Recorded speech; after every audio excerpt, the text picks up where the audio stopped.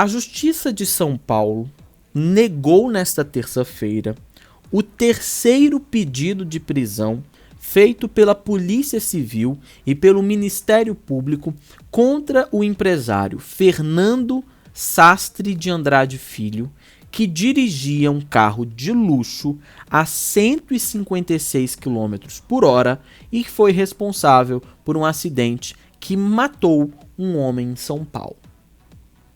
Essas imagens e esse caso a gente já está acompanhando na imprensa tradicional há alguns dias.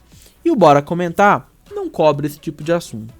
Mas quando eu vi esse título e os detalhes escritos aqui pelo perfil da Globo News, que foi quem publicou a legenda e tal, eu fiquei revoltado.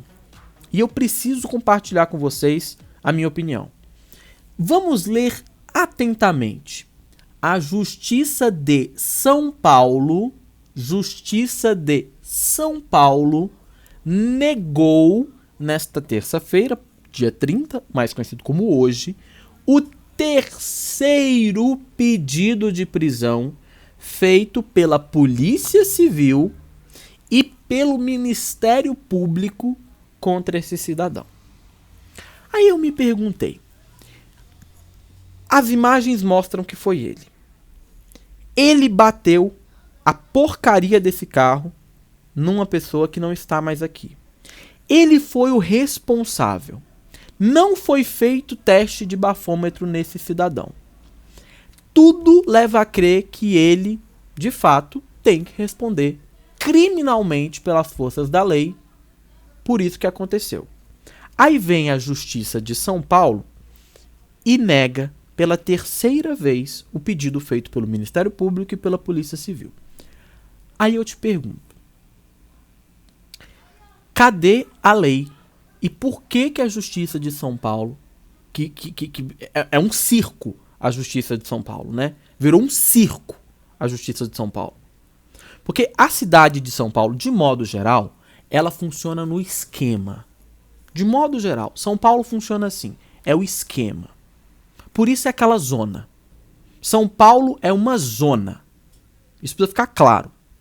Agora que eu moro lá, eu percebi o quanto que é uma zona a cidade. E é uma zona por causa de atitudes como essa. Se fosse um pobre que tivesse batido o carro, um Uno, que não fosse de luxo, em outra pessoa, ou nessa pessoa que infelizmente morreu, já estaria atrás das grades. Por que a justiça não prendeu esse cara? A Justiça de São Paulo tem medo? Os juízes que assinam isso aí têm medo? Qual é a explicação? Porque quando eu vi esse caso, eu fiquei estarrecido. Eu falei, não é possível. Eu já tinha visto o segundo pedido negado, eu já fiquei revoltado. Aí agora veio o terceiro pedido e a justiça segue negando. Aí o G1 publicou o seguinte: a justiça negou, nesta terça-feira, o terceiro pedido de prisão feito pela Polícia Civil e pelo Ministério Público contra um motorista da Porsche que causou um acidente de trânsito que deixou um morto e um ferido no mês passado na zona leste de São Paulo. Apesar disso, o juiz Roberto Zanichelli Sintra, é bom dar nome, né, da primeira vara do júri, aceitou a denúncia do Ministério Público e tornou o empresário Fernando Sastre de Andrade Filho, condutor do carro de luxo, réu por homicídio doloso qualificado e lesão corporal gravíssima, ambos na modalidade de dolo eventual, que é, respectivamente, assumir o risco de matar ou de ferir. Segundo o magistrado, o pedido de prisão preventiva foi negado porque não estava amparado por provas e se baseava por presunção e temores abstratos. É isso mesmo que o juiz falou. Se baseava por presunções e temores abstratos. Essa é a decisão do juiz. Com essa decisão, Fernando responderá aos crimes em liberdade.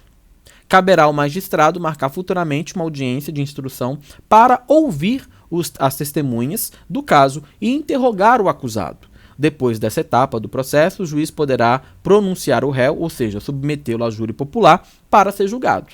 Se for condenado, a pena dele poderá chegar a mais de 20 anos de prisão.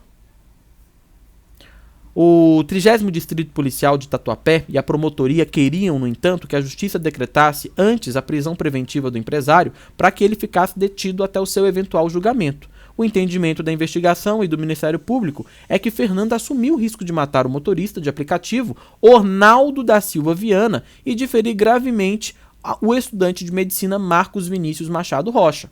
Segundo a acusação, ele dirigia em alta velocidade, de acordo com a perícia, e embriagado, pelo relato das testemunhas. Isso teria acontecido. Ornaldo dirigia o Sandero atingido na traseira pela poste guiado por Fernando. Ele chegou a ser socorrido, mas morreu no hospital. Marcos é amigo do motorista do carro de luxo e estava no banco do passageiro do veículo no momento do acidente. Ele quebrou 4 costelas, ficou 10 dias internado no hospital, onde foi operado para a retirada do baço e a colocação de dreno nos pulmões. O amigo já teve alta. A batida ocorreu no dia 31 de março desse ano, na Avenida Salim Farah Maluf, no Tatuapé, Zona Leste, e foi gravada por câmeras de segurança. As imagens mostram a Porsche transitando a 154 km por hora e batendo na traseira de um Sandero a 114 km por hora. Segundo a polícia técnico-científica no laudo, né? O limite da via era de 50 km. Ele estava, portanto, 100 vezes mais rápido. 100% de vezes mais rápido do que a velocidade da via. 2 vezes mais rápido, não é isso? Se era 50, ele estava a 150, 3 vezes mais rápido. Ele estava 3 vezes mais rápido do que a velocidade da via permitia. Então, quando eu vi esse caso, eu fiquei completamente estarrecido e indignado. Como que permanece solto? Por que que está solto ainda? Por que que a justiça não fez nada? Por quê? Porque é rico. Porque é rico. Se vai você, se vai qualquer pessoa que não tem dinheiro, já estaria atrás das grades. Poderia entrar com 10 mil recursos.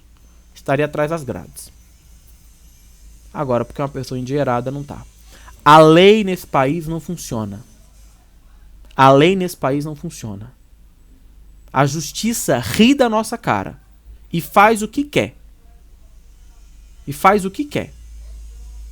Os ricos sempre são privilegiados.